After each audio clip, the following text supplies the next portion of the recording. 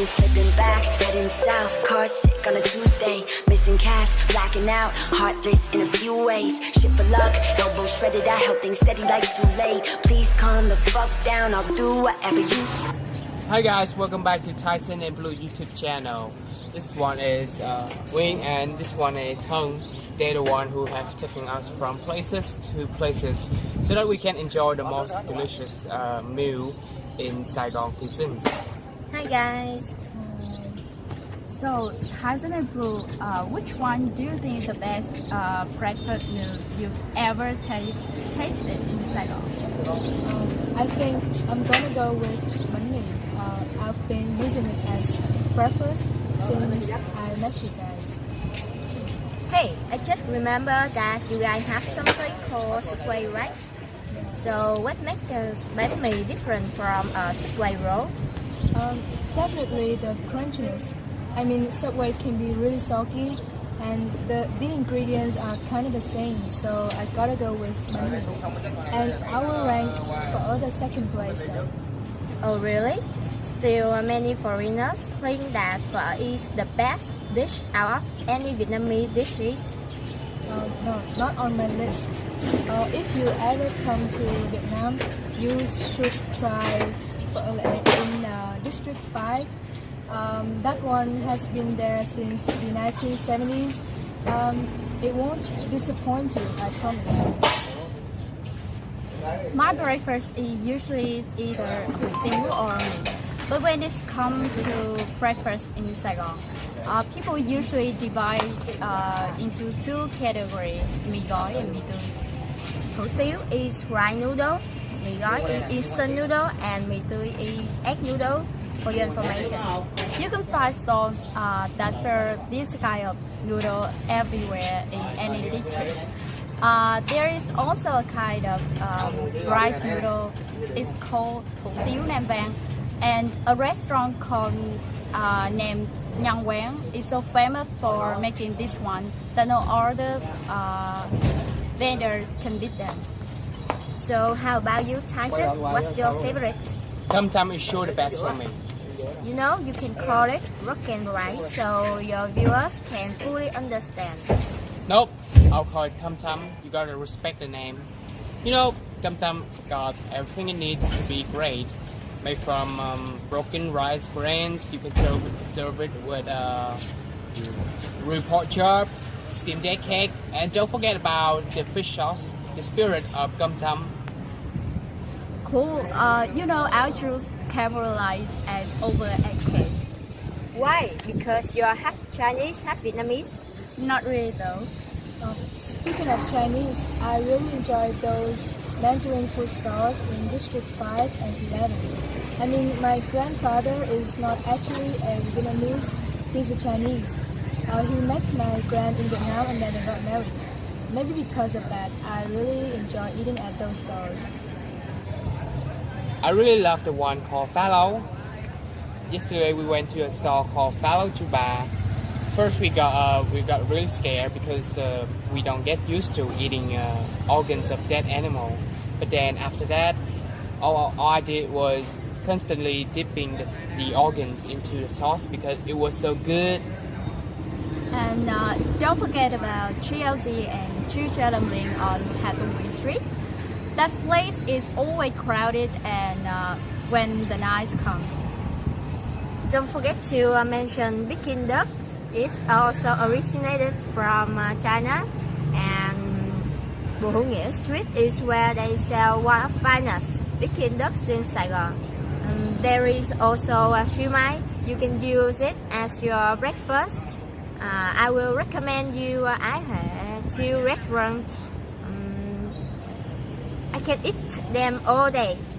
I'm obsessed with China food, to be honest. Okay. Good. With that being said, it seems like Chinese food has become a large part of Vietnamese cuisine since long before we were born, right? Yes, indeed. Let's talk about street food in Saigon, shall we? It seems like Blue is really into bánh tráng trộn and bánh tráng nướng. You mean salad, thin rice paper, That's why they call it bánh tráng. Yeah, that's one we call Vietnamese pizza. That is bánh tráng nướng. Oh, I remembered you guys taking us to Bánh Tráng Trộn Tú Viên in District 3, right? That place is sort of an extremely busy drive-thru. And I'm also really into the thing called Vietnamese seawater, snails and shell. Last week they took us to the place called Ốc Tô in District 4 on Sam Chiu Street. Or I would call them up in the bowls because they serve up in bowls. I think ốc have become the part of Vietnamese cultures for some reasons, especially when you can order some beers to enjoy delicious dishes of snails and shells. Yeah.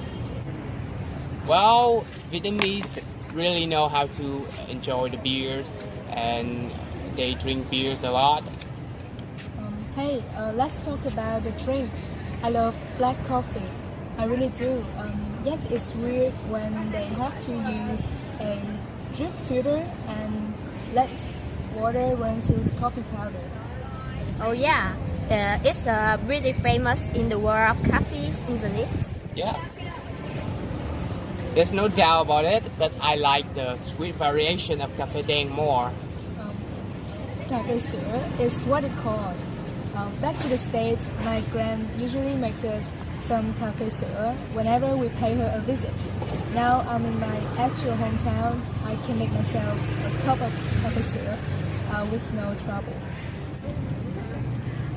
Okay, we haven't talked about dessert, right? What you guys think about it? What you guys call Vietnamese sweet soup? One word, splendid. It's the real heat reliving food. Yeah. There is a mixture of sweet and savory flavors.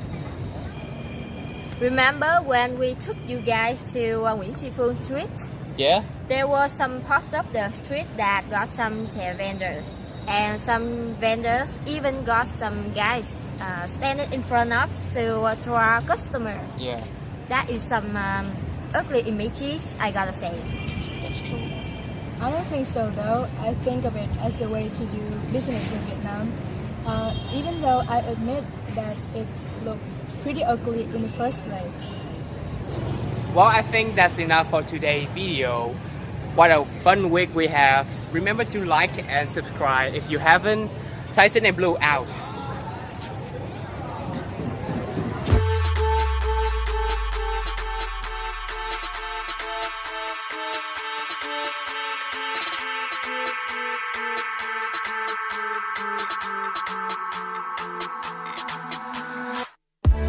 Shifting my mind to get around you. Still hiding from the truth, it's getting old.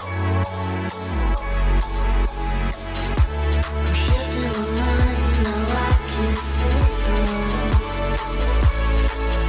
I've changed my point of view. I'm blinded for the truth. Can't forget you, can't forget you, can't forget you, can't forget you, can't forget you, can't forget